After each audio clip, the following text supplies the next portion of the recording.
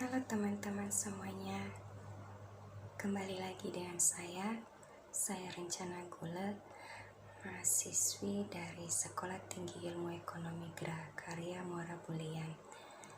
Nah teman-teman, hari ini adalah hari Sabtu tanggal 17 Oktober 2020. Tepat pada hari ini juga kita kuliah online. Nah, dengan mata kuliah Teori Ekonomi Mikro yang menjadi dosen pengasuh atau dosen yang ngajar mata kuliah ini adalah Pak Budi Dharma SPMM.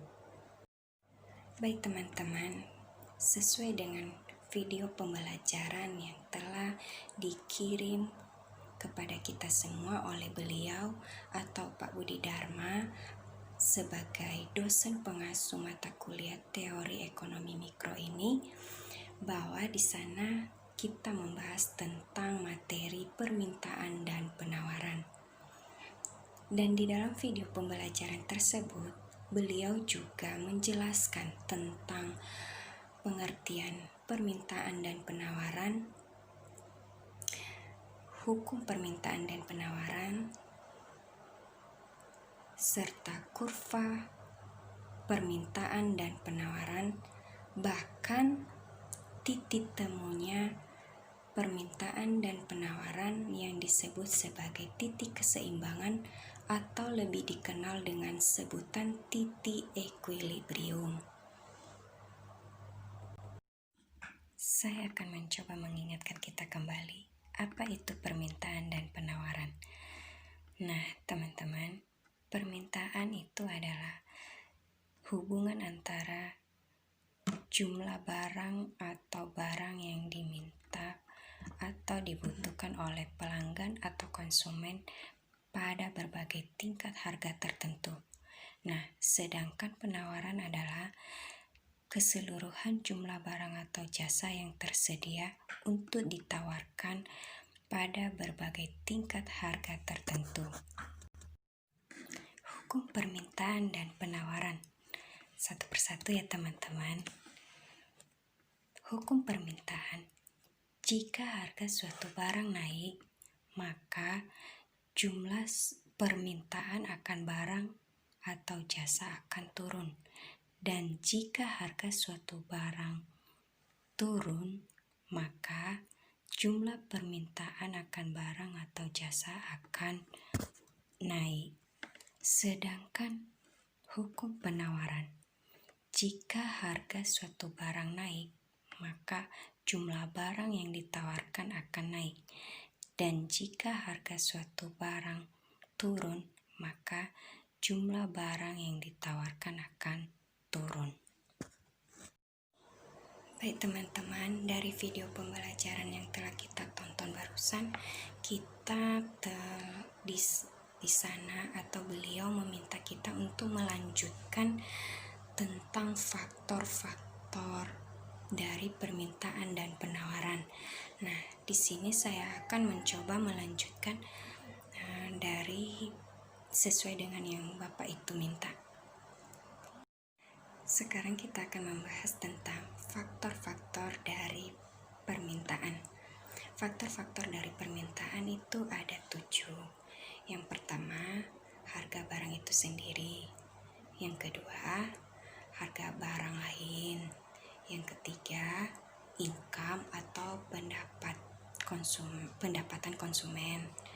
Yang keempat, selera konsumen.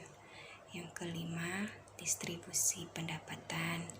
Yang keenam, jumlah dan komposisi penduduk. Dan yang terakhir adalah ekspektasi masa depan. Faktor-faktor yang mempengaruhi permintaan. Yang pertama yaitu harga barang itu sendiri, yang artinya jika harga naik, permintaan turun, dan sebaliknya jika harga turun, permintaan naik. Harga barang lain, contohnya barang inferior, substitusi maupun barang komplementer. Barang inferior adalah Barang yang jenisnya berbeda tetapi dapat menggantikan fungsi dari barang normal. Contohnya, pena barang normal, pensil barang pengganti. Harga pensil dapat mempengaruhi permintaan pena. Misal, jika harga pensil naik, maka permintaan pena akan naik, meskipun harga pena itu sendiri tetap. Barang komplementer, yang artinya adalah barang yang cenderung atau lebih tinggi utilitinya jika digunakan secara bersamaan. Contoh, sepatu dengan kaos kaki. Permintaan kaos kaki akan sejalan dengan perubahan permintaan sepatu. Jadi, harga sepatu dapat mempengaruhi permintaan kaos kaki. Misal, jika harga sepatu naik, maka permintaan kaos kaki akan turun. 3. Income atau pendapatan konsumen. Perubahan pendapatan konsumen selalu menimbulkan perubahan terhadap permintaan berbagai jenis barang. Berikut contoh dampak perubahan income konsumen terhadap permintaan terhadap golongan barang berikut seperti superior, barang substitusi, barang inferior, dan lain sebagainya.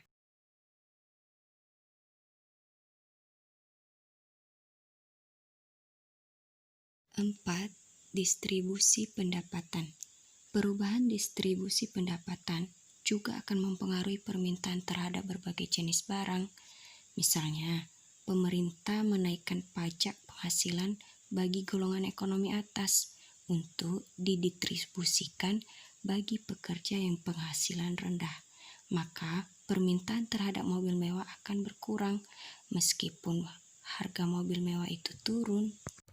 5. Selera masyarakat. Perubahan selera atau cita rasa masyarakat cukup berpengaruh terhadap permintaan suatu barang.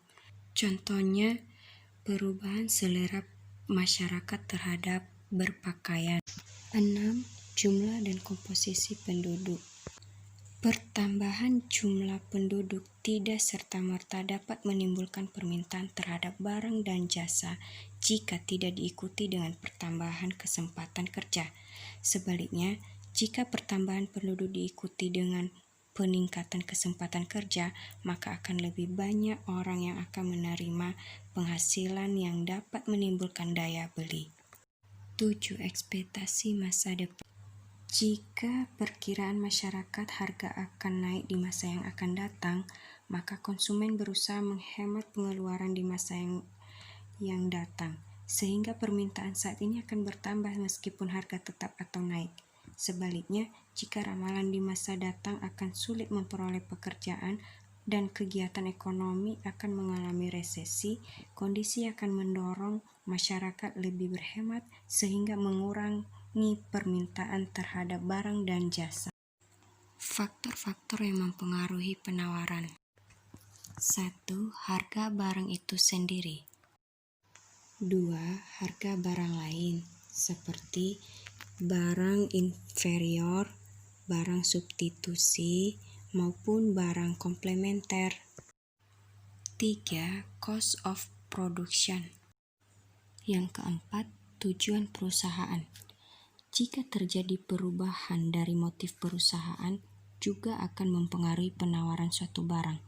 Bisa jadi karena situasi tujuan perusahaan berubah. Tadinya profit motif menjadi sosial motif. Jika terjadi perubahan seperti ini, maka ada kecenderungan meskipun harga turunan penawaran barang akan tetap naik atau turun. Karena produsen tidak lagi berorientasi mencari keuntungan yang maksimum, tetapi lebih menekankan pada pemenuhan tujuan sosial.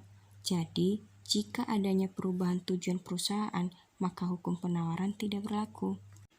5. Tingkat teknologi. Jika harga pokok produksi menurun karena pengaruh dari pemakaian teknik produksi yang efisien melalui pemakaian teknologi, maka akan mendorong bertambahnya jumlah penawaran, meskipun harga produk turun lebih kecil dari penurunan harga pokok produksi. Jadi, dengan perubahan teknologi, hukum penawaran tidak berlaku, karena menurut hukum penawaran, jika harga turun, penawaran turun. Kira-kira seperti itu pendapat saya mengenai faktor-faktor yang mempengaruhi permintaan dan penawaran. Kurang lebihnya saya minta maaf dan saya ucapkan terima kasih. Saya ucapkan selamat pagi untuk kita semua. Sampai jumpa kembali.